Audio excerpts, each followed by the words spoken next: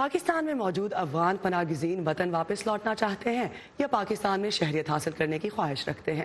اس بارے میں دیکھتے ہیں مرتضیٰ زہری کی یہ رپورٹ۔ پاکستان میں 1982 سے مقیم افغان پناہ گزین عبدالخلیل بڑی بے تابی سے اپنے رشتہ داروں کو اپنی واپسی کی اطلاع دے رہے ہیں۔ ان کی عمر 4 سال تھی جب یہ افغانستان کے صوبہ بغلان سے اپنے خاندان کے ہمراہ ہجرت کر کے کوئٹہ آئے اور بعد میں کراچی کو اپنا مسکن بنایا۔ ابھی بس اس لیے جا رہے کہ ادھر ہمارا بھائی ہے، ہم تو الحمدللہ 10 بھائی ہے، 10 بھائی سے تقریباً 4 بھائی ابھی ادھر ہے، ابھی 6 بھائی ادھر ہی ہے، کوئی ایک اور بھی ابھی جانے والا ہے، مطلب اس کی وجہ سے جا رہے ہیں۔ اور رشتہ دار بھی گیا ہے، 100 میں تقریباً 60-70% رشتہ دار گیا۔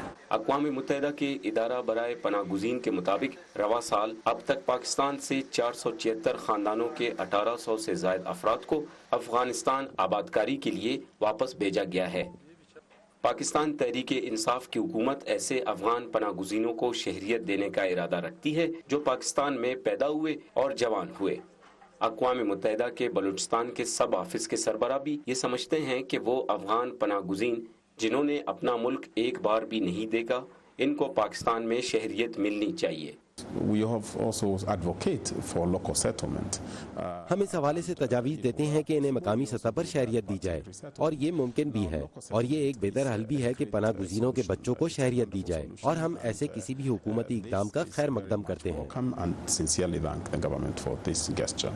پاکستان میں موجود اکثر افغان پناہ گزین اپنے وطن واپس جانے کے خواہش مند تو ہیں، مگر وہ اپنے ملک میں قیام امن اور کاروبار کے بہتر مواقع کے حوالے سے فکر مند بھی ہیں۔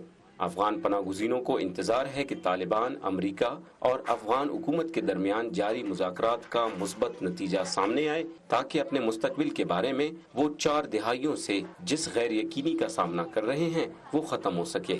مرتضیٰ زہری، وائس آف امریکہ، کوئٹہ۔